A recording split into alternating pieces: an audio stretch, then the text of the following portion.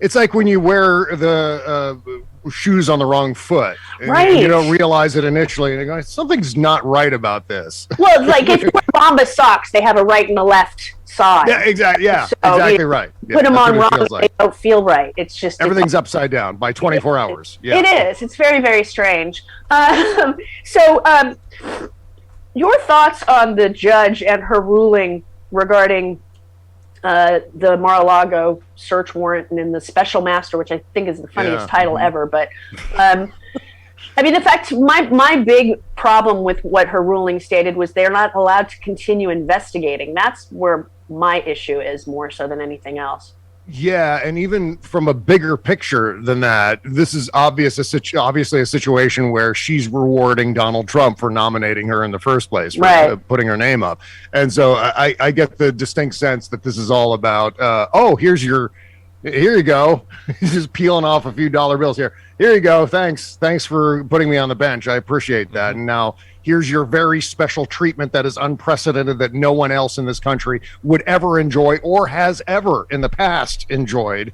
She's just creating new things. This is the danger, and there are many examples of this, and we'll talk about, I guess, the bombshell news story last night from the Washington Post. Yeah. This is just another example of why it's such a dangerous precedent to set when millions of Americans went into a voting booth in 2016 and then again in 2020 in greater numbers and said this game show host nincompoop con man should be handed nuclear secrets and the nuclear codes and all this responsibility, all these loopholes. And I compared it on the show yesterday to, giving a monkey a machine gun. Mm-hmm. It's a well-worn metaphor that we've talked about in the past, but I think it fully applies here. And once again, Donald Trump had the capability to nominate not just judges at the district level, appellate level, and so on, but also 3 Supreme Court judges. So this guy who was stashing nuclear secrets of some other nation that we don't know yet. I have some ideas about that. But this guy has all of this access, and he never deserved it. There's no reason why Donald Trump should have been given that level of access. There's no reason why he should have been made president to have that access in the first place. There was no indication in his character, his experience, anything that he was about that said that he could responsibly handle these things, that he could responsibly handle TSSCI documents, that he wouldn't. It's so obvious what he did throughout his presidency. He used these documents as if he was just some guy shopping at Costco. Yeah. Just going through, okay, yes, I could use that, and I could use that, and give me a big can of that. Right. And that's what he was doing. He wasn't prepping for the next day, which is absurd. He doesn't do that. He doesn't prep. No. When does Donald Trump ever do homework? Exactly. Never. He couldn't handle this paperwork over here. Yeah, exactly. So he was going through these documents. He was carrying these documents up to the residence because he was looking for ways of applying leverage to his friends and enemies alike, figuring out ways that because he's not a real billionaire, because his entire fortune is held together with barbed wire, Scotch tape, and Russian money, for that reason, he was obviously always looking for an angle. He's a con man, always looking for an angle, a way to either increase his power or increase his wealth, increase his influence. And so I think increase the number of times that the press mentions him. Mm-hmm. I mean, he's addicted to attention in the press. Yeah, fame whore. Yeah. Right. And so in this case with Judge Cannon, she basically gave him more slack, more rope. Here, you get more freedom because you had this position for 4 years, and now you have special privileges. In fact, you enjoy executive privilege, even though you're no longer the executive. Right. Someone else is the executive who says you don't have executive privilege. I mean, there's always the distinct possibility here that we enter into some sort of constitutional crisis with this. It's always the case with Donald Trump, but in this circumstance, that's always it becomes an increasing possibility when the courts step in and start to, mess around with the established way of things. And along those lines, another reason why we need some presidential level reforms passed through Congress. Yes. I mean, even Bill Barr, number 8, soundbite number 8, even Bill Barr agrees with us on this. Democracy warrior, Bill Barr. Opinion, I think, was wrong, and I think the government should appeal it. It's deeply flawed in a number of ways. I don't think the appointment of a special master is going to hold up, but even if it does, I don't see it fundamentally changing the trajectory. In other words, I don't think it changes the ball game so much as maybe we'll have a rain delay for a couple of innings. And that's the thing. And I mean, I think I was watching Joy Reid last night, and she was talking. There are rumors that they were judge shopping to get the right judge down in Florida. Oh, of course. And because I had asked Glenn Kirshner about that prior for the search warrant or whatever it was, I said, "Can you judge shop?" Because I've seen that on the Law and Orders, where I know this judge will do it because of X, Y, Z. But they were filing in different courthouses this motion to get the right judge to order. I mean, and even the judge said in her weird ruling that maybe she's not the right place for this. It should be up in D.C. So they're hopefully, I mean, Barb McQuaid was saying, I believe yesterday, that the DOJ could then just start filing charges in D.C. And just completely eliminate her order altogether. Because this did happen. This is a D.C. issue. This is the executive is in D.C., not down in Florida. And that's where the crime occurred, was he took them from D.C. Right. Yeah, the crime occurred in D.C., exactly. And speaking of Barbara McQuaid, she brought up an interesting point that I hadn't considered until I saw her comment, which is that if DOJ appeals this, that actually might not be quite as good an outcome as if they were just allowed to allow the special master thing to go forward. So the appeals process might actually end up taking much longer. And I think that's kind of what Donald Trump was counting on. I remember while he was president, there was some issue that came up that involved the courts, and then he did this whole sing-songy thing about how, well, first it gets appealed, and then it goes to the district judge, and then that gets appealed, then it goes to the appellate courts, and then that gets appealed, and then it goes to the Supreme Court, and then I end up winning. Right.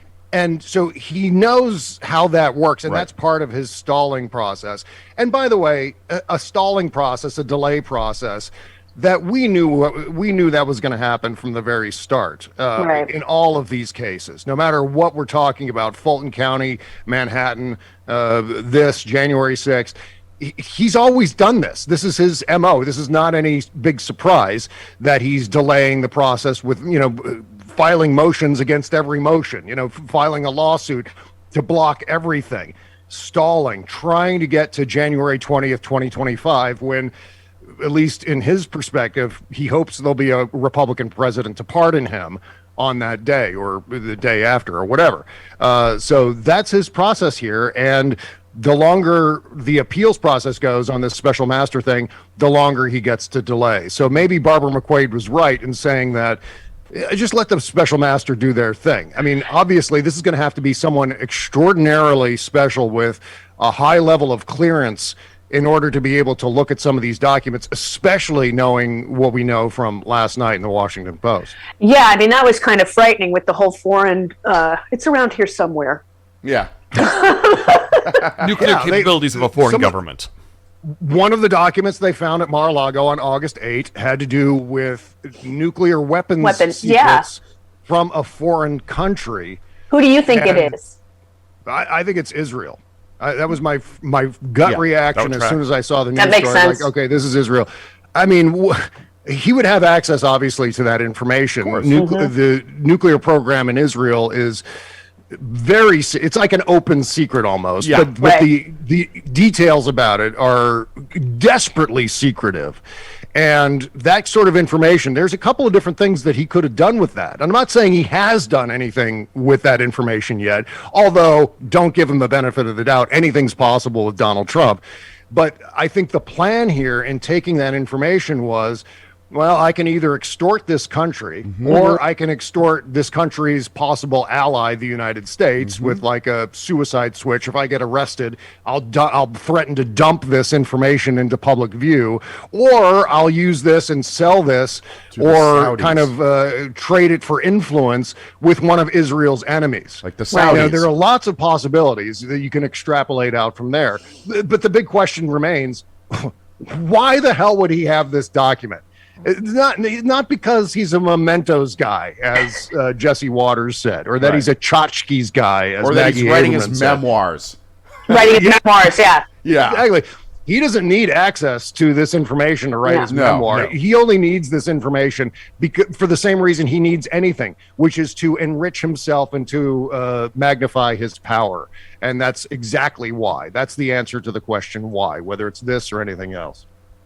Yeah, I mean, and you were tweeting out about, I forget who said this, but Americans remember how good we had it under President Trump. It's like, who is saying that? It's like you tweeted out, 400,000 Americans died and 22 million Americans lost their jobs under Trump in his final 10 months. I don't understand the Republicans stating, wasn't it better then? It's like, no. We had refrigerators outside of hospitals with dead bodies in them. We were using coffee filters as toilet paper. Right, exactly. I mean, we couldn't get toilet paper for a while there. Oh, yeah. They're really taking full advantage over the fact that, especially in the social media age, the American attention span is about yay big. It's not, it just doesn't exist anymore. And so therefore they're assuming that we're all going to forget when, 400,000 Americans died in 2020 alone, how 22 million Americans lost their jobs in 2020 alone. They're just assuming. And then, by the way, it was Jim Jordan, obviously. That's who it was, of course, naturally. Trolling all of us. So we'll all go, Jim Jordan, damn you. And which we've all done. I did it. We all did it.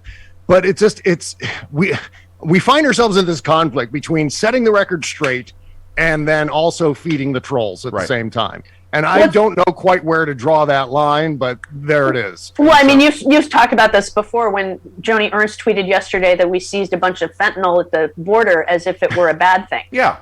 That's the government doing its job. Thank you, President Biden. Yeah, I mean, they don't think it's the own that it is. Right. They're owning themselves at that point. So I don't understand that logic, and they keep doing it.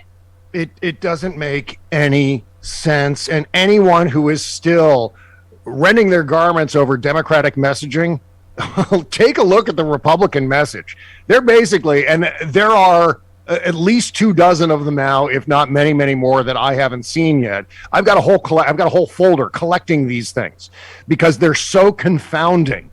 The fact that Republicans who, by and large, do nothing but troll Democrats and say how Joe Biden and the Democratic agenda is the most dangerous thing Americans face, while at the same time going, oh my God, record amounts of fentanyl seized, the equivalent of saving several American cities. Well, this is horrible news for Joe Biden. Are you kidding? I know. It doesn't make any sense. And someone explained it to me yesterday. They said, well, maybe what they're saying is that because Joe Biden caught this many people, that there are a whole other group of people who were able to get through the border, or more meth got through than was actually seized. Well, then why not just say that? They're not saying that. Right. Yeah. Yeah. They're saying, hey, look at this great success story on the border. We're in a border crisis. It's whiplash. No wonder the red hats, steam is shooting out of their ears and they're doing military maneuvers in some farm field somewhere because they're so desperately confused. They don't know which end is up because they're just being told mixed messages by their leadership. So, yeah, it is. It's crazy. Big reason. Yeah.